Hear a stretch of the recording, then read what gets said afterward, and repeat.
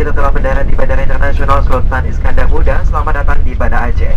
Silakan tetap duduk sampai pesawat ini telah berhenti dengan sempurna dan lampu tanda kenakan sabuk pengaman telah dipadamkan. Kami ingatkan bahwa saat ini belum diperbolehkan menghidupkan dan menggunakan telepon genggam sampai Anda meninggalkan pesawat. Sebelum meninggalkan pesawat, periksa barang bawaan Anda dan berhati-hati apabila kamu membuka kompartmen di atas agar tidak ada barang yang terjatuh. Perlu kami sampaikan bahwa pengambilan bagasi dengan label merah muda akan dilakukan di dekat tangga pesawat. Mohon siapkan label bagasi Anda. Kami ucapkan selamat berpisah dan terima kasih atas penerbangan Anda bersama Garuda Indonesia, anggota dari SkyTeam. Ladies and gentlemen, we have just landed at Sultan Iskandar Muda International Airport. Welcome to Banda Aceh.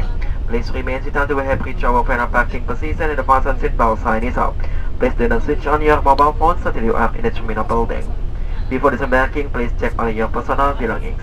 We remind you to must be careful when you are opening the overhead compartments.